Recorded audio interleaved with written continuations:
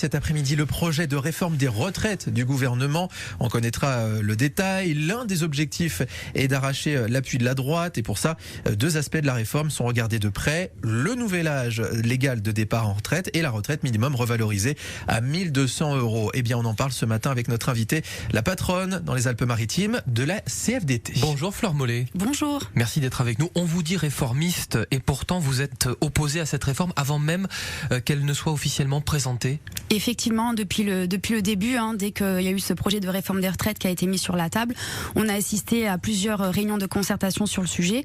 Et depuis le début, on le martèle fortement que nous sommes opposés à cette réforme, notamment sur le report de l'âge de départ légal à la retraite. On parle de 64, on parle de 65, puis finalement on reparle de 64 ans.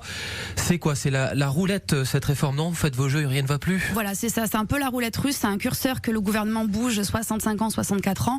Mais de toute façon, depuis le début, la CFDT et puis toutes les autres organisations syndicales sont sur la même ligne de conduite. On est totalement opposé au report de l'âge légal de la retraite, que ce soit à 65 ans ou à 64 ans. Pour qu'on comprenne bien, vous êtes opposé à toute réforme ou simplement à ce recul de l'âge de départ? Alors, on est opposé à ce recul de l'âge de départ à la retraite. C'est juste ça qui cristallise votre opposition. Parce que le gouvernement justifie sa réforme par le besoin de financer la revalorisation des retraites minimales.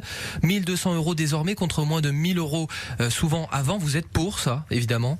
Alors, nous sommes effectivement pour que le minimum des pensions soit relevé à 100% du SMIC, ce qui vaut à 1 200 € net, 1 200 € par mois. Pour autant, cette réforme-là, en l'état, telle qu'elle va être normalement prononcée, annoncée cet après-midi, si c'est que sur le report de l'âge légal de la retraite, nous sommes totalement opposés, car c'est une réforme brutale et profondément injuste. Alors sur les 1 200 €, je reviens aux 1 200 € pour la pension minimale, c'est pour les nouveaux retraités seulement ou ce serait pour tout le monde selon vous? Alors là, pour l'instant, on n'a pas trop d'éclaircissements dessus, malgré les différentes concertations qu'on a eues. De ce que j'ai pu entendre, ça serait que pour les nouveaux retraités. On ne sait pas si ça sera pour aussi les anciens retraités, ceux qui sont déjà à la retraite. La CFDT va appuyer pour que ce soit pour tout le monde? Effectivement. Et la grande question que se posent tous ceux qui sont nés dans les années 60, c'est forcément à partir de quelle année nous serons concernés par la réforme, par ce départ plus tard à la retraite si on recule l'âge de départ. Est-ce que ce sera 1961, 62, 63, 64? Est-ce que ce sera après? Est-ce qu'on a des détails sur ça déjà? Alors, on n'a pas forcément trop de détails, mais ce qu'on peut dire, c'est que les premiers impactés par cette réforme, si elle est mise en place, ça serait les personnes qui sont nées entre le 1er juillet 61 et le 31 décembre 1961. 7h49 sur France Bleu Azur et France 3 Côte d'Azur. Notre invité ce matin, Fleur Mollet, secrétaire générale de la CFDT dans les Alpes-Maritimes. Le COR, le Conseil d'orientation des retraites, Fleur Mollet, dit que notre système est aujourd'hui excédentaire. Tout va bien, alors pourquoi une réforme? Alors, tout va bien, c'est un grand mot, mais pour autant, c'est que la situation financière actuelle ne nécessite pas cette réforme brutale et profondément injuste. C'est profondément injuste pour vous? Tout à fait, c'est profondément injuste parce que les personnes qui sont impactées prioritairement, ce sont les travailleurs modestes, les travailleurs dits de seconde ligne, ceux qu'on a applaudis tous les soirs pendant la crise sanitaire, pendant le Covid. Donc, il nous faut une réforme, vous êtes d'accord sur ce principe-là? Il faut une réforme, mais pas celle-ci. Alors pourquoi passer en force pour le gouvernement Macron? C'est quoi l'intérêt? C'est laisser une trace aujourd'hui dans ce nouveau mandat, dans ces 5 années de deuxième quinquennat Macron?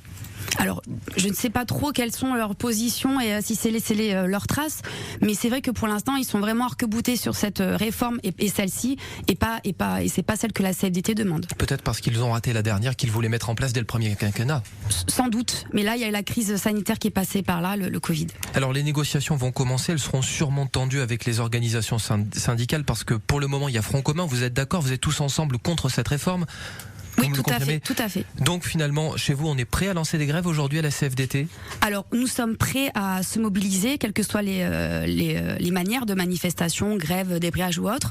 De toute façon, comme je vous l'ai dit tout à l'heure, après l'annonce, les organisations syndicales se réunissent au niveau national et du coup, on aura le détail de nos différentes mobilisations qui seront sur tout le territoire. Peu de doute, vous serez mobilisés dans les prochaines semaines, on est d'accord? Certainement. Oui, vous n'avez pas encore de date précise? Pas du tout, parce qu'on va se réunir justement pour décider de la date. On parle d'un janvier noir, peut-être d'un printemps noir. Vous êtes d'accord avec ça? S'il y a cette volonté de recul de l'âge légal, il y aura un printemps noir?